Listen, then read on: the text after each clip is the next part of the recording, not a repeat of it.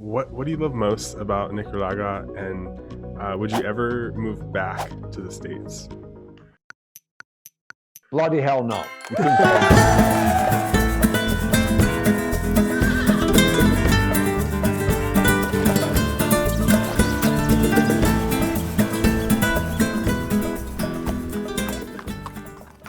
All right, guys, so today we're going to cover moving to Nicaragua 2021. We have Paul Daemen with us from Nicaragua Real Estate Team.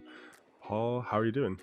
Pretty good, pretty good. Thanks for allowing us to participate in LA Data Nerds. I really appreciate that. Yeah, thank you for coming on, man. I really appreciate when we were chatting before. You have a lot of experience in everything Nicaragua, and you're the man to go to. So we have the man, the myth, the legend here. And tell me a little bit about your background and how you ended up came to living in Nicaragua. Well, a long story short, as they always go, because it could be a long one. But in the quick sense, I've been in brokerage now with my wife for 20 years. Oh, you're smart. You have a cup of coffee in front of you. I should have brought mine, but Yeah, I have here. this. That's straight water. You're good. You're good. So we've been in brokerage. Got a stroke approximately 7 years ago. And that started the whole ball rolling that I basically said, I got to slow down, got to get a different lifestyle. How can I get a better lifestyle, slow down, enjoy what I still do? So we started looking and we concentrated on Latin America. Why? I grew up in Latin America. I spent 15 of my primary years, meaning growing up in Latin America. My wife is Chilean.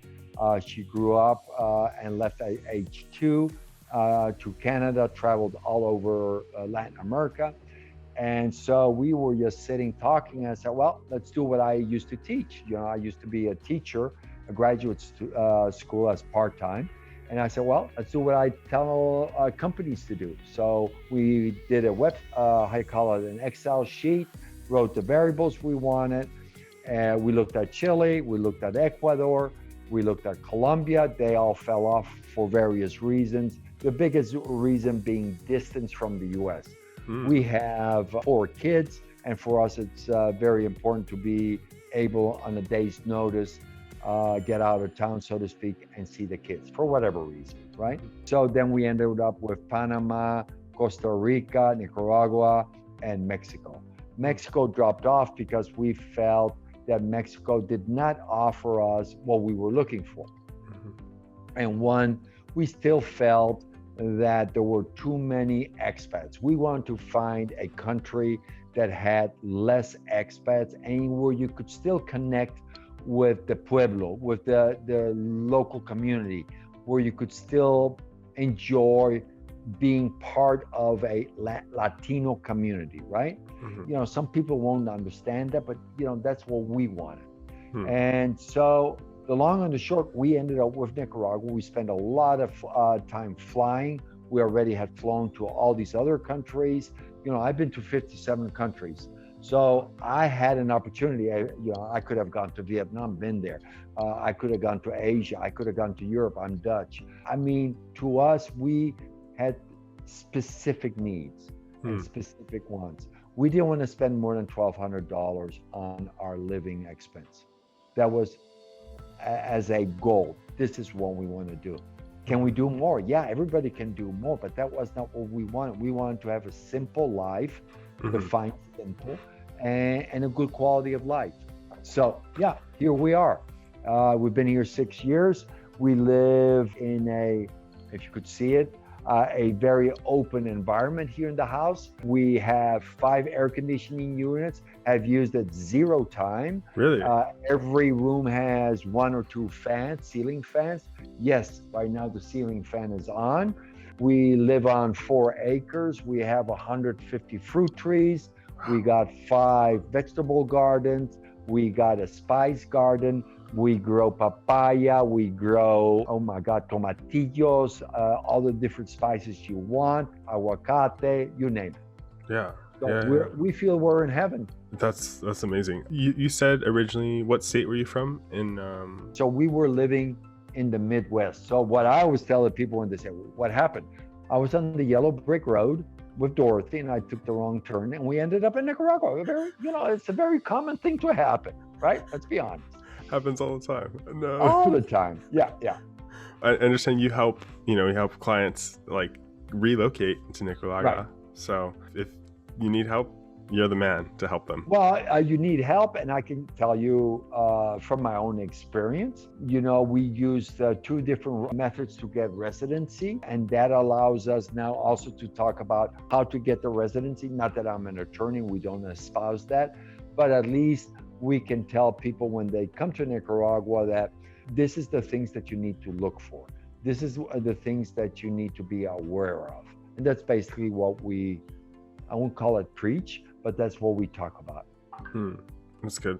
So let's dive a little bit into the real estate. So for this section, real estate in Nicaragua, give us an overview and update on like the current status of the market. So the current status is, compared to, let's say, last year, we are still seeing growth, and the growth is solid. What we have seen, so if you look at COVID or post-2018 issues that we have, political issues, and now with COVID, what we have seen is a phenomena which is the opposite of the US.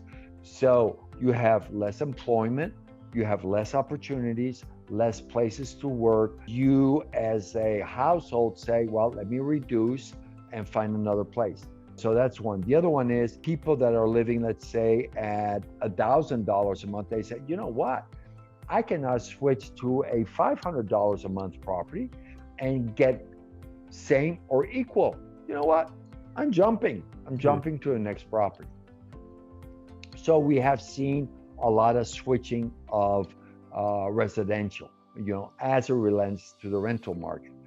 And that has then impacted the sales. Sales have been slow, but we have finally seen an uptick. And the uptick for the market, I concentrate on the expat community, colonial homes, the beaches of Nicaragua, which would be from San Juan del Sur all the way to León. It's a big stretch, but we have several team members that work with us. So the price point compared to pre-2018, we have seen it, what we call a market correction in the 30 to 50%, which is significant. Okay, It's significant, especially if you had just bought a house in 2017 and suddenly you decide, hey, I don't want to be here anymore. You want to sell, you're taking a loss. You're going to take a loss. We had our best month, which was last month. For our own team, we did 7 transactions. And so we were very, very pleased. We are looking at 3 transactions. We closed one today in this month. Yes. We already have one for next month, and we have one booked for September. So as it relates for business, we feel very, very positive. So when you look at real estate, you also have to look at who is buying and what is happening. Yes. So what we have seen is the trend that people from US, Canada, Australia, and Europe are saying we're fed up. Fed up for the political situation. We're fed up COVID. We're fed up, just fed up. We want to regain our lifestyle. And the change in that, the change in the sense of people talking about that has been significant. I mean, truly significant. Where we have seen now in our market in Granada, we are now on average at 70% occupancy. Unheard of, honestly, unheard of.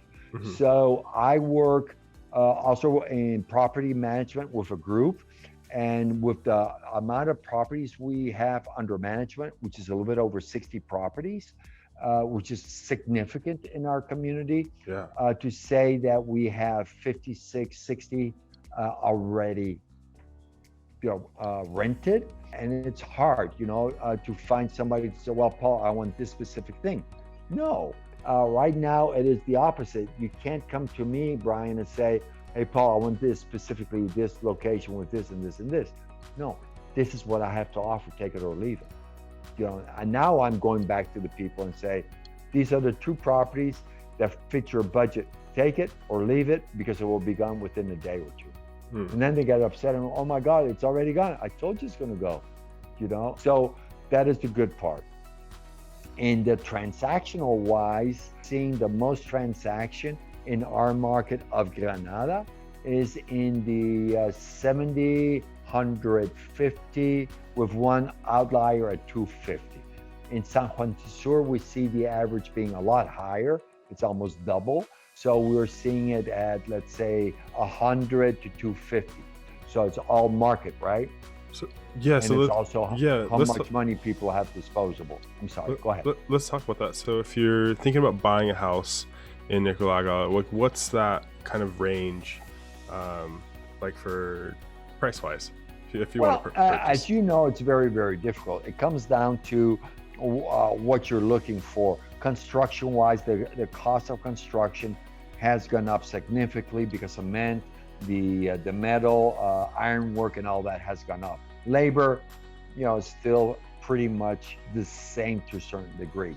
So the price-wise, like I said, 250, 300, people are coming with the ability to pay 150 for a house. What do they get? They can get a 2-bedroom, 3-bedroom, maybe a pool, maybe furnished, maybe newer, or maybe it needs to be renovated.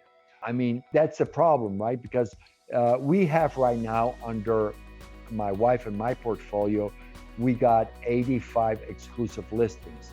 And so we represent exclusively the seller, which is very unique in this market, so that they have what we call representation. A lot of the other agents work what we call an open market.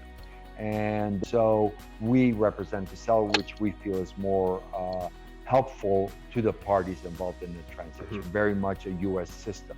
And here it's cash. Cash is king. So if you walk up, let's say I have a property that we sold last month. It was at 325. The gentleman started negotiating. We ended up at 250. And why did it sell? Well, because the guy came with a bucket of cash and said, I got the cash. You want me to close? You want me to buy? Yeah. A cash is king, and it's legal in the sense it has to go through the banking system. It's not that you can come with a bag and say, I got cash in this bag. No, it doesn't work. We do use the banking system. You cannot come with a suitcase of cash and say, I want to buy a house. I mean, you could, but not through us. Got it. So I'm curious. So if what about new construction? So if I wanted to have a house newly constructed, how much would that cost? Right. And let's say just like a 3-bedroom, 2-bath, maybe a normal, like your average kind of house like you would have in average. States. But again, this is what I would say to you. If I can show you a house that has 80% you want, and I can get you in now, and you remodel it to really fit your need at a lower cost with more square footage, more land, and the land is already ready, meaning it's taken care of, it has trees, it has a yard, whatever.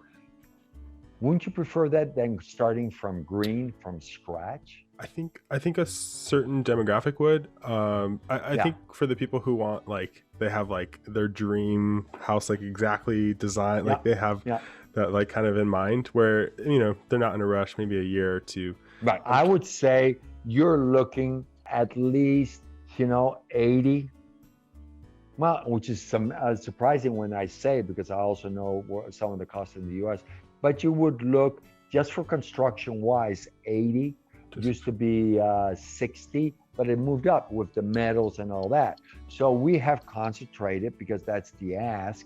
Our client base is ask, when we talk to them about maybe it's not the right time to do new construction, because it also has a delay of anywhere from 10 to 12 months. Then you need, if you're not going to be here, you need supervision. If you're going to rent, and let's say you rent for $1,000 a month, that's $12,000. And then the headaches, then this and that. I can get you in a house tomorrow. What do you prefer?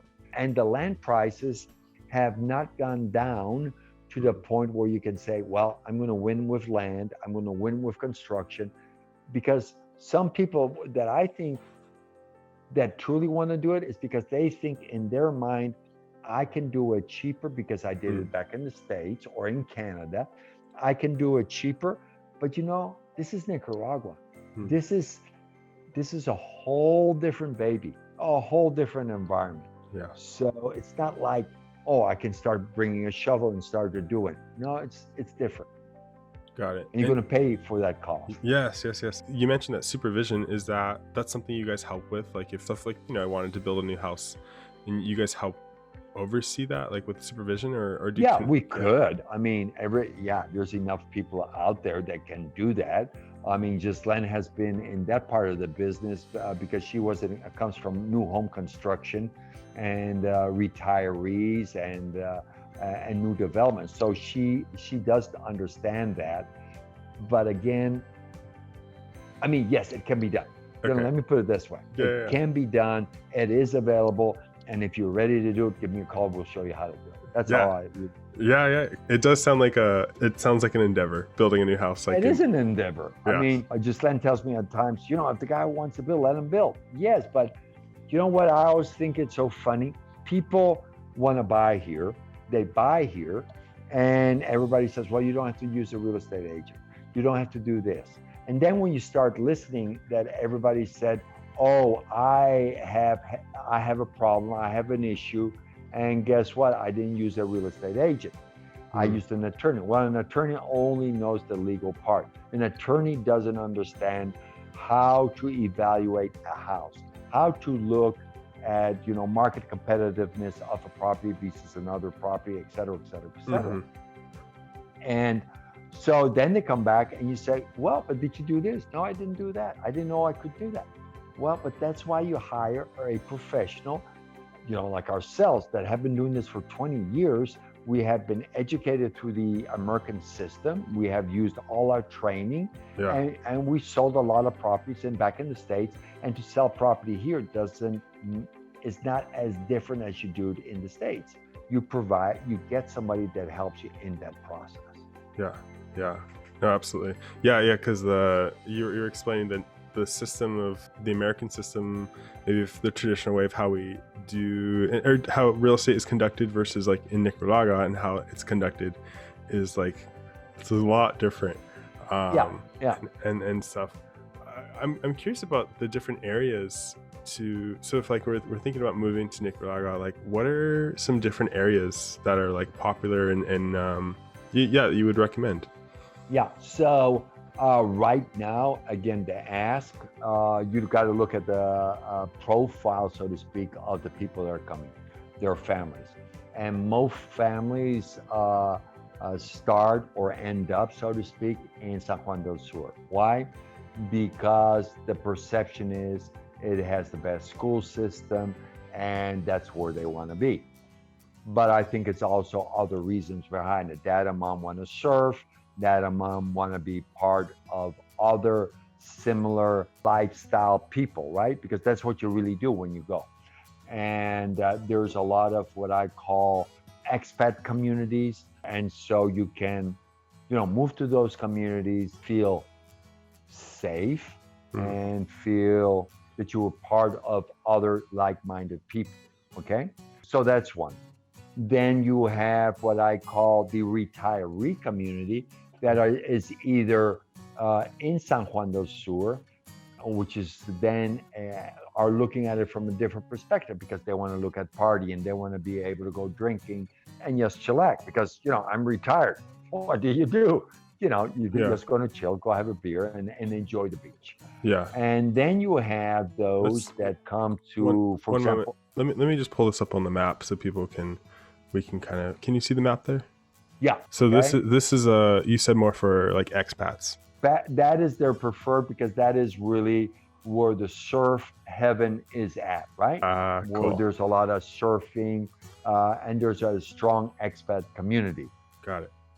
Also, you're close to Costa Rica, and we do have some clients that want to be close to Costa Rica. Why? Because to go to Liberia, which is 2 hours from the border inside of Costa Rica to fly out, so versus going to Managua, and it's cheaper to fly from Liberia than going to right here. right there, right. Got it. So Then that going is all the over. other reason. It's economics, right? So my wife, she just left Sunday, and she went from Liberia to Kansas City via Houston, and Mm. it saved her $600 round trip versus going Managua to Miami, including the Airbnb, the travel, the food, and everything. You add it all up, she still saves $600. Let's go. So That's great. if you go up a little bit towards Managua and you stay towards a little bit south of Managua, there is a town called Granada, which is the colonial city. And there you will have more expats that want to be, enjoy the colonial lifestyle. And like I said, it's a colonial city with a lot of history.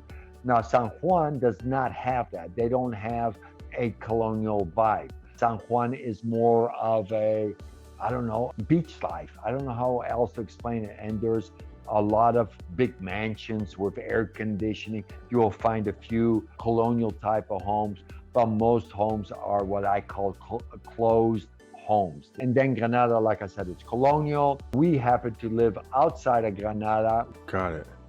And Interesting. so that is another reason. Now, there are a few expats that want to live in Managua. Why? Because of the excellent school system. You got a German school system, you got a French school system, you got the American school system. So they live there. Then if you move over, that would be to your right, I think. Yeah, that is where, for example, is Gran Pacifica, Pocho Mil. Several expats live in that area because it's a little bit higher, and they travel 45 minutes and drop the kids off every day. So they go early, go surfing with the kids, pack them up in the car, to go and to then school. they go to Managua to school. And then they come. Got it. And they truly commute every day. And they love it where they're living, and it's called Gran Pacifica, or you could go to Pocho Mil, or you could go to Popoyo. I mean, there are various places that you could do that. And then you go north more, and there is Leon, which is again a colonial city. And we see people now gravitating to Las Peñitas, Poneloya, where we do have right now like 10 listings for properties for sale. And prices there, I'm going to say 20 to 30% lower than San Juan del Sur. Why? Because not a lot of people are looking, and the properties are lower price, and they're more beach properties. Got it. Than in San Juan del Sur, you have ocean view.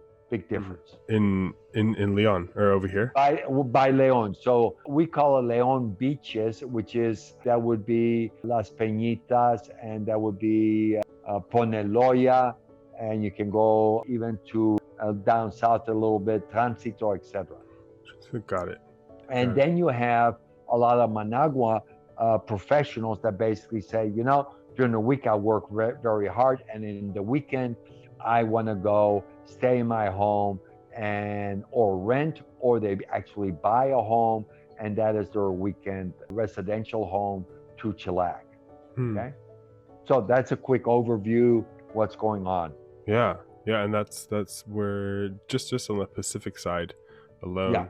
And then on the Caribbean side, there are people going there, but I'll be frank and honest, I haven't been to the Caribbean. Shame on me. And we already extended to ourselves significantly, but we were able to extend because we have very qualified people in San Juan, very qualified person in Poneloya, Las Peñitas, and Leon.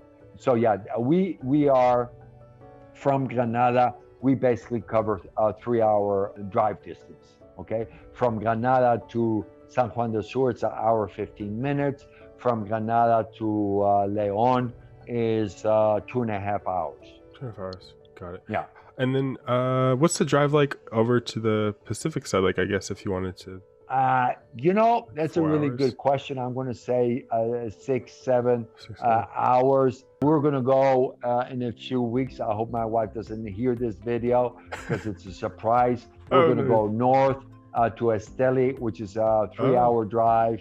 and then we're going to go to Matagalpa just to check it out and just see a different area. I have been to Esteli, very mountainous, beautiful region of Nicaragua, and that is where you find the cigar industry. Very strong industry, great export base, and a few gold mines. Awesome. Yeah. That's super cool. So I guess in terms of people, I know top concern, before moving to a foreign country is like the safety.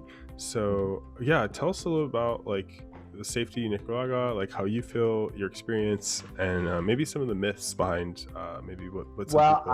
I think the biggest myth is that it's so dangerous here. The biggest myth, and I think it is because of the U.S. Embassy, it's more of a political myth. There's a political issue, which that it is what it is. Yeah. Every country has a political problem. I mean, you go from anywhere in Latin America, and there's a political discussion and issue. Go to Peru, go to Ecuador, go to anywhere, and you will have it. Argentina, Mexico, you name it. So, politics aside, look it up. Nicaragua is the safest country in Central America. Okay? I did not look know it that. up. Yeah, I didn't know it. Look it up. Google safety for woman in Costa Rica, and then Google safety for woman in Nicaragua. And I'm almost certain that they will say what I just said. It's safer here than anywhere else. My wife walks out. She goes to different places. We have had a lady living here. She never wanted to go out, and then she started venturing out. And then she started traveling all over. And she goes, I didn't know it was that safe. Yeah. It's in the mind, right? If your mind is willing to explore, then the mind will tell you, go. Don't put a Rolex on, right? Keep your Rolex back home. Sure. And be conscious about your environment. Have we had problems? Yeah. My wife lost, or you can call it an attack. To me, the word attack is the wrong word. Somebody threatened her and said, give me your phone. She gave the phone. Like I tell her, and I tell anybody, somebody asks for your phone and they are a menace. What's the phone worth? Right. Yes, for me, it would be terrible because I got all my pictures in there, right? Yeah. But everything is recoverable. Yes. Get over with it, right? Was she upset? Bloody hell, she was upset. Did she feel violated? Bloody hell, she was. But, she still feels very much endeared. She still goes out, she walks, she runs, she does her activities, and she doesn't feel constrained. That's good. Because at the end of the day, that could happen anywhere you live. Like anywhere. Someone comes up to you and they're, in a hostile manner. And New York, right? Yes. Yep. Yeah. Yep. But here's the myth. And the myth is, if you live in a enclosed community, which I don't live I live on a farm, right? Yes, I got my 6 dogs. They live outside. They don't live inside the house. They live outside. And they're Rottweiler Dovers. You tell me, right?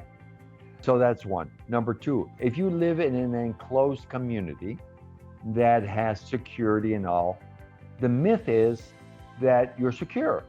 No. Perception is that you're secure, but reality is you will have the same problem like anybody else. If somebody wants to get into your property, they will get into your property. Okay? You got to remember, we live in the second poorest country of the world. In Latin America is Nicaragua. Second poorest, right? You got to keep that in mind. So it's what I call theft of opportunity. So if we walk out with our computer, if we walk out with our phone and we leave it on the table and we turn around, it's a theft of opportunity. They're poor. Now, you can't blame somebody taking that opportunity. People are hungry and they see us foreigners showing off, so to speak, if I can call it that. We're driving our Lexus, not Lexus, Helixes. We're driving expensive cars, our motorcycles, and they see us going out, etc. So I'll show you some. Few weeks ago, I was in a community, And young guys were all drinking, having fun, which is great. I love it. Go for it. Have fun. But I tapped the shoulder of this gentleman, and he was already a little bit tipsy. And I said, I don't want to disturb, but I said, this is your phone. I had it in my hand. I said, this is your phone. I said, be careful. Yes. Put it in the front pocket, not in your back pocket, and keep your mind, okay? Yeah. Don't be so inebriated, because you're asking for your own trouble. And then you cannot go, I got stolen. No, you got rolled, which is different, because you were not paying attention to the environment you're in. To me, that's important. People don't realize that it can happen in New York, it can happen in Dallas. You cannot say, well, it happened in Nicaragua, so it's not safe. I say BS. Yeah. That's just me. Absolutely. Okay? No, I agree. I went to Costa Rica and I felt very safe. So True. The good comparison is that I didn't realize that Nicaragua is more safe than Costa Rica, which for me, I guess more surprising to hear that.